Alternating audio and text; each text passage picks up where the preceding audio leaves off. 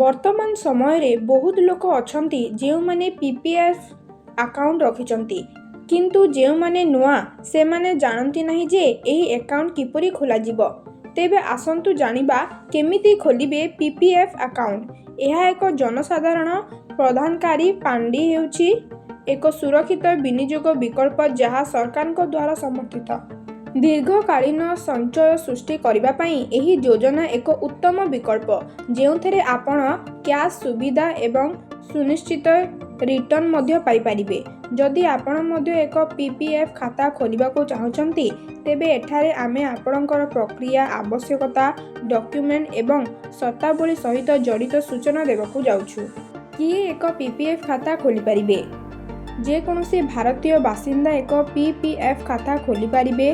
ଏହା ବ୍ୟତୀତ ପିତାମାତା କିମ୍ବା ଆଇନଗତ ଅଭିଭାବକମାନେ ମଧ୍ୟ ସେମାନଙ୍କର ନାବାଳକ ପିଲାଙ୍କ ପାଇଁ ଖାତା ଖୋଲିପାରିବେ।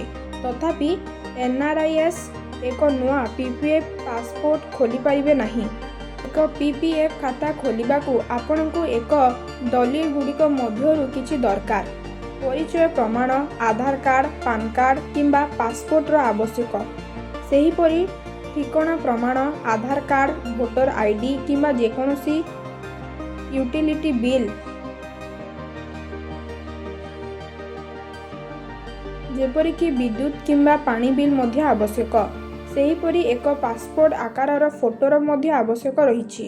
ଏକ ପିପିଏଫ୍ ଖାତା ଖୋଲିବାର ଦୁଇଟି ଉପାୟ ଅଛି, ଅନଲାଇନ୍ ଏବଂ ଅଫଲାଇନ୍। ଅନଲାଇନ୍ ପଦ୍ଧତି। ଆପଣଙ୍କ ବ୍ୟାଙ୍କର ନେଟ୍ ବ୍ୟାଙ୍କିଂ ପୋର୍ଟାଲକୁ ଲଗ୍ଇନ୍ କରନ୍ତୁ, ପିପିଏଫ୍ ବିଭାଗକୁ ଯାଆନ୍ତୁ ଏବଂ ନୂଆ ଖାତା ଖୋଲ ବିକଳ୍ପ ଉପରେ କ୍ଲିକ୍ କରନ୍ତୁ। ଅନୁରୋଧ କରାଯାଇଥିବା ସୂଚନା ପୂରଣ କରନ୍ତୁ, ଡକ୍ୟୁମେଣ୍ଟ ଅପଲୋଡ୍ କରନ୍ତୁ ଏବଂ ଅତିକମରେ 500 ଟଙ୍କା ଜମା କରନ୍ତୁ। ଓଟିପି କିମ୍ବା ନେଟ୍ ବ୍ୟାଙ୍କିଂ ସହିତ କାରବାର ପ୍ରମାଣୀକରଣ। ବ୍ୟାଙ୍କ କିମ୍ବା ଡାକଘରକୁ ଯାଆନ୍ତୁ ଏବଂ ଫର୍ମ ଏବଂ ଆବଶ୍ୟକ ଆଇଡି ଦଲିଲ ଦାଖଲ କରନ୍ତୁ। ଖାତା ଖୋଲିବା ପରେ ଆପଣ ଜମା କରିପାରିବେ। ପିଲାମାନଙ୍କ ପାଇଁ ପିପିଏଫ୍ ଆକାଉଣ୍ଟ। ଯଦି ଆପଣ ଜଣେ ନାବାଳକ ପାଇଁ ଏକ ପିପିଏଫ୍ ଖାତା ଖୋଲିବାକୁ ଚାହୁଁଛନ୍ତି, ତେବେ ପିତାମାତା କିମ୍ବା ଅଭିଭାବକମାନେ ଏଥିପାଇଁ ଗ୍ୟାରେଣ୍ଟିର ରହିପାରିବେ। ଏହି ଜିନିଷଗୁଡ଼ିକ ମାଧ୍ୟମରେ ରଖନ୍ତୁ। ଏକ ପିପିଏଫ୍ ଆକାଉଣ୍ଟର ଅବଧି 15 ବର୍ଷ, ଯାହାକି 5 ବର୍ଷରେ ପୁଣି ଥରେ ବିସ୍ତାର ହୋଇପାରେ। ପ୍ରତିବର୍ଷ ସର୍ବନିମ୍ନ 500 ଟଙ୍କା ଏବଂ ସର୍ବାଧିକ 1.5 ଲକ୍ଷ ଟଙ୍କା ଜମା କରାଯାଇପାରେ।